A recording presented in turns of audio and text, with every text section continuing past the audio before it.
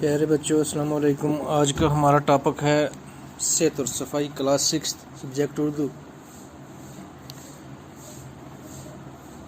بچوں آج کا ہمارا ٹاپک ہے صحت اور صفائی۔ ہماری زندگی کا دار و مدار صحت پر ہے۔ بچوں ہماری زندگی کا جو بھی دار و مدار ہے وہ صحت پر ہے۔ اچھی صحت کے لیے تازہ ہوا، صاف پانی، اچھی غذا اور صفائی نہایت ضروری ہے۔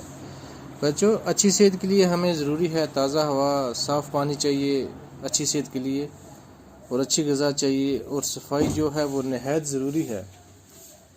خوراک اور پانی کے بغیر ہم کچھ دن تو زندہ رہ سکتے ہیں، لیکن ہوا کے بغیر ایک پل بھی زندہ رہنا مشکل ہے۔ بچوں خوراک یا پانی جو ہے اس کے بغیر تو ہم کچھ دن تک زندہ رہ سکتے ہیں، لیکن ہوا کے بغیر ہمیں زندہ رہنا ہمارا ایک پل بھی بہت مشکل ہے۔ ہم تقریباً ہر 5 سیکنڈ میں ایک دفعہ سانس لیتے ہیں۔ ہم ناک اور منہ کے ذریعے سانس لیتے ہیں، یعنی ہر ایک سیکنڈ کے بعد ہم ایک بار سانس لیتے ہیں، یعنی ہم تقریباً ہر 5 سیکنڈ کے بعد ایک بار سانس لیتے ہیں، اور یہ سانس جو ہم ناک اور منہ کے ذریعے لیتے ہیں۔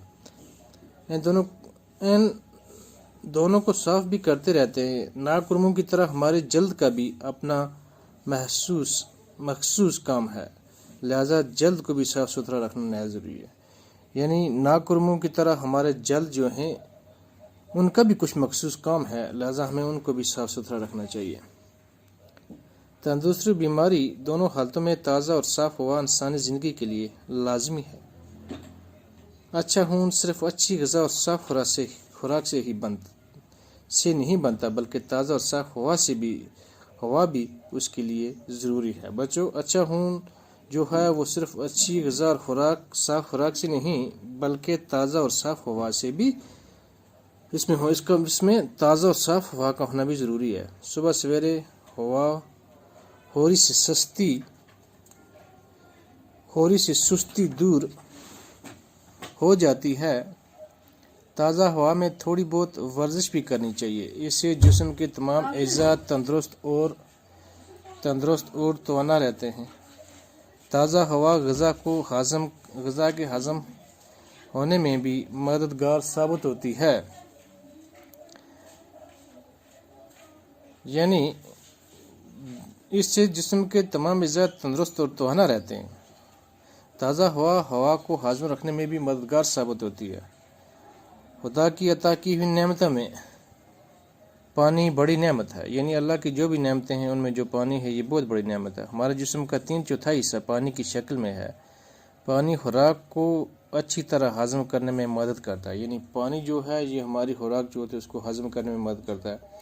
پانی کے لیے پینے کے لیے پاک اور صاف پانی کا ہی استعمال کرنا چاہیے۔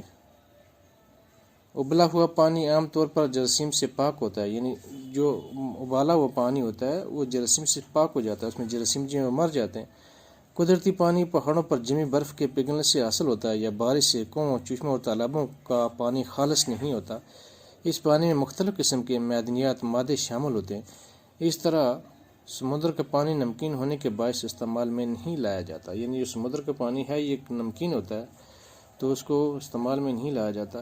آلودہ پانی کے استعمال سے ہیضہ اور ٹائیفائڈ جیسی مہلک بیماریاں پیدا ہو جاتی ہیں، یعنی جو گندا پانی ہے اس کو پینے سے ہیضہ اور ٹائیفائڈ جو ہے مہلک بیماریاں اسی گندے پانی پینے کی وجہ سے پیدا ہو جاتی ہیں۔ تو بچوں آج کا ہمارا یہ ٹاپک اتنا ہی۔ اللہ